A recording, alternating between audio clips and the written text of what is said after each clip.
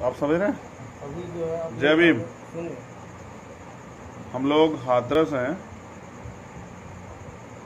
बूलगढ़ी में, और अचानक से मुझे लाइव आना पड़ा क्योंकि 10:30 बज रहे हैं।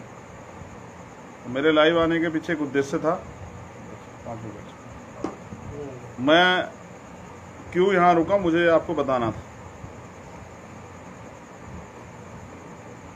और सर्वप्रथम तो मेरे निवेदन रहेगा सभी कार्यकर्ताओं से कि कल सुबह हम लोग 10:30 बजे एसएसपी वो डीएम ऑफिस हाथरस में मिलेंगे। गांव में नहीं मिलेंगे, मैं सुबह ही चला जाऊंगा और डीएम ऑफिस मिलूंगा आपसे 10:30 बजे।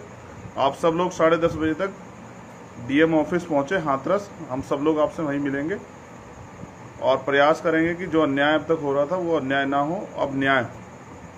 मैं हाथरस में इसलिए हूँ पीड़ित परिवार के पास क्योंकि जब मैं यहाँ आया तो मैंने देखा कि रास्ता बिल्कुल ख़राब है।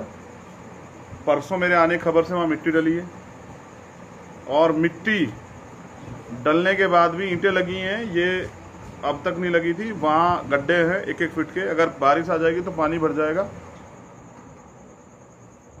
ये घर के बाहर की स्थिति है, वहीं बाहर कूड़ा फैला हुआ है जिसको आपने खबर में पढ़ा होगा। मेरी ये भी प्रयास है कि कूड़ा हट जाए। उसके अलावा ना अभी तक नौकरी मिली है और ना ही घर। मेरे आज भी याद एक घटना हुई थी, उसमें घर मिला था नोएडा में और क्लास 1 की नौकरी। मैं चाहता हूँ, मैं किसी जाति धर्म के खिलाफ नहीं, मैं चाहता हूँ सभी को न्याय हो। ये बच्ची जो पीड़ित परिवार है, इसकी क्या गलती थी, किसके साथ ये हुआ, और सरकार आनाकानी क्यों कर रही है? तो सवाल ये है डीएम साहब से, कल कूड़ा कब हटेगा, ये कब बनेगा रास्ता, नौकरी कब मिलेगी, और नौकरी कब नहीं, नौकरी नोएडा में चाहिए और घर भी नोएडा में चाहिए। इसलिए मैं यहाँ रुका क्योंकि डीएम साहब को लगता है कि हम इंसान नहीं, हम जानवर हैं और जानवरों की सुनवाई नहीं होनी चाहिए। अभी मैं बहुत दिन हो गए क्योंकि नेशनल मीडिया नहीं आया, परिवार से भी नहीं मिलोगे, मैं आपके परिवार से मुलाकात करवा देता हूँ और उनको भी आप सुन लीजिए क्या हालात है। मैं अभी, आइए बाबूजी, आ जाइए, आइए यहाँ, आइए मेरे पास। अब हम आप जो हैं पीड़िता के जो पिता हैं, मैं आपकी उनसे मुलाकात कराता हूँ। वो हमारे पास है और वो पिछले कुछ दिनों में उन्होंने क्या क्या झेला है। आ जाओ। और फिर मैं परिवार से, माँ से भी आपकी बात कराऊंगा, भाभी से भी आपकी बात कराऊंगा। देश को सुनना चाहिए, इतने हाईलाइटेड मामले में भी सरकार 1 साल से क्या करे। न्याय व्याय तो नहीं मिला अभी 1 साल से, लेकिन जिस तरह की जानकारी मुझे, थोड़ा सा इधर होना पड़ेगा मेरे पास, जिस तरह की मुझे जानकारी है, कोर्ट में भी धमकियां दी जाती है।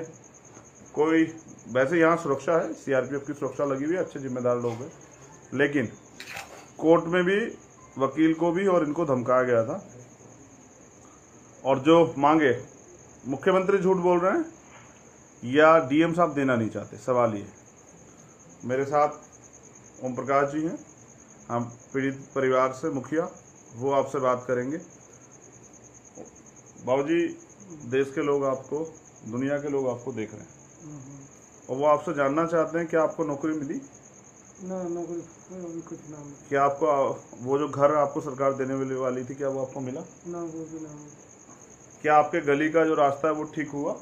अभी ना ठीक हुआ, वैसे काम चल रहा है। हाँ, तो वो जो कूड़ा जिससे परेशानी हो रही है, क्या वो हटा है? ना, वो भी ना हटा। तो जो मैं बातें आपसे बता रहा था वो सब झुकी तू है।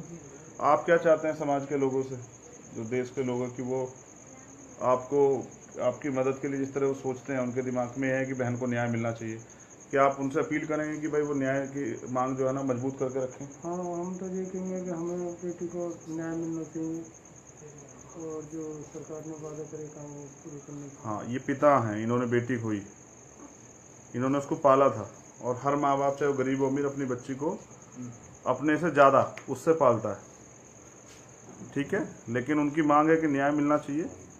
मैं समझता हूँ कि परिवार यहाँ सुरक्षित नहीं, मतलब जब तक जवान है ठीक है, लेकिन उसके अलावा ये एक कस्टडी टाइप है।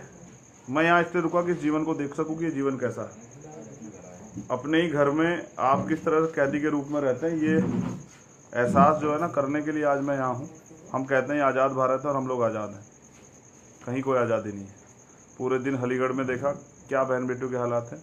हाथरस बहुत हाईलाइटेड था, सोच रहा उम्मीद थी कि 1 साल में नहीं आ जाएगा। 1 साल तक तो नौकरी नहीं दे पाए मुख्यमंत्री, रोजगार नहीं दे पाए। मैं अभी परिवार के और लोगों से बात कराऊंगा।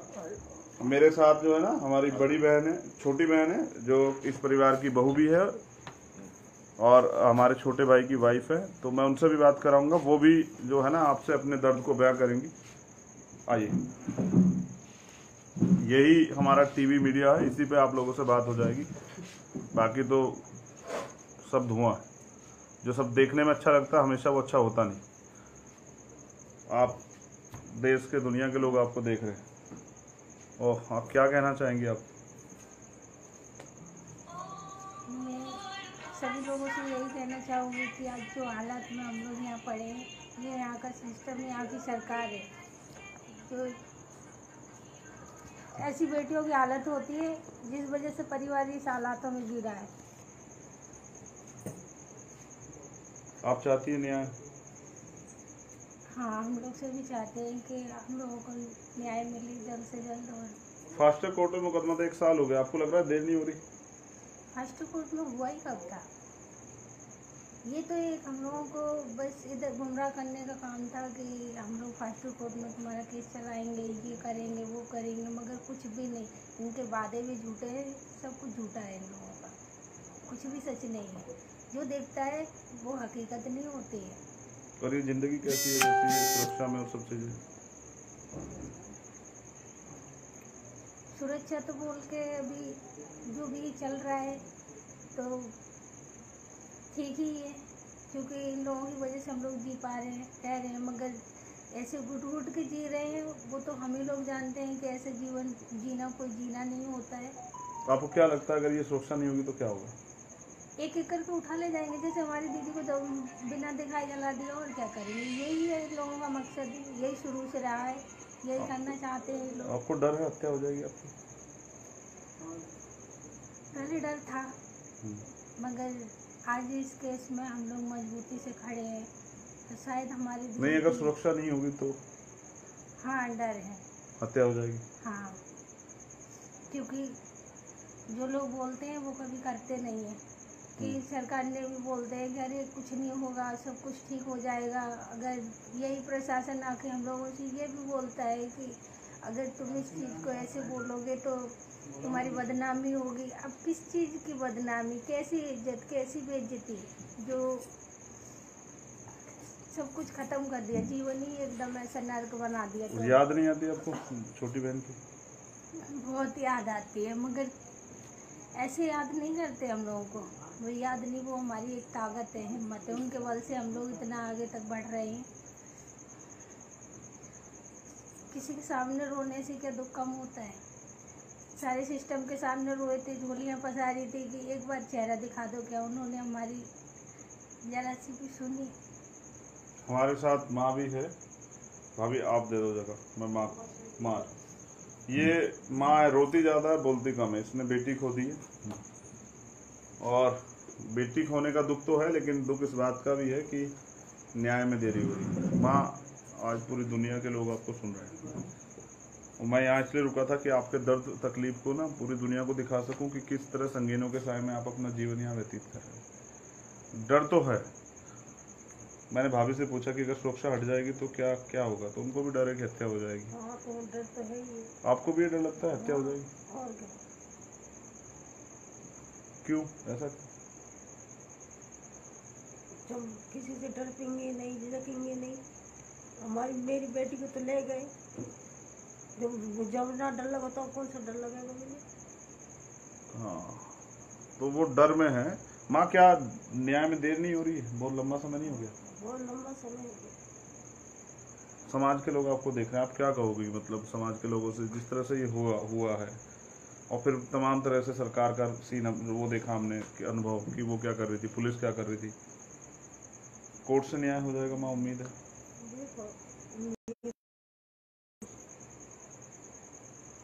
अभी परिवार कैसे जी रहा है? मतलब कोई रोजगार? कहीं रोजगार नहीं है, बच्चे दोनों बैठे हैं घर, ऐसे ही रोजगार कर रहा है। बाबूजी भी घर ही है, वो भी कहीं नहीं जा रहे? वो कोई नहीं जा रहा। तो जिस तरह से रूखा सूखा जो कुछ है उसी में खा के घर के लोग काम। ये पूरी दुनिया के लोग आपको देख रहे हैं। मैं जब आया था यहाँ तो बिजली कट हुई। बिजली कट हुई तो मैंने देखा कि ना इन्वर्टर है ना ट्यूबलाइट है, रात के अंधेरे में कुछ भी हो सकता है। फिर मगर एक चीज़ अच्छी है कि सुरक्षा में जो लोग हैं सीआरपीएफ के, वो बहुत मुस्तैद है और बहुत मजबूती से अपनी ड्यूटी को निभा रहे हैं। एक बहुत इम्पोर्टेंट बात कि ये हाईलाइटेड मामला है, पूरी दुनिया में इसकी गूंज है, तब ये हाल है कि फास्ट ट्रैक कोर्ट के नाम पे 1 साल लग गया है। लेकिन दुख इस बात का है कि मुख्यमंत्री ने तमाम वादे किए, तो वो अपने आप को हितैषी कहते हैं। ना तो मुख्यमंत्री कभी इस परिवार से मिलने आए, ना ही मुख्यमंत्री का कोई सहयोगी साथी उनकी पार्टी का व्यक्ति, और ना ही मुख्यमंत्री ने इस परिवार की सुध ली। नौकरी नहीं दी है। माँ, नौकरी मिली क्या? नहीं मिली। और वो घर जो कह रहे थे, वो भी मिला। दोनों चीज नहीं मिली है। कल हम लोग 10:30 बजे यहाँ के जिलाधिकारी और यहाँ के अधिकारियों से मिलेंगे, और मुझे उस विश्वास है कि जो अभी तक नहीं हुआ वो हम लोग कराने का काम करेंगे।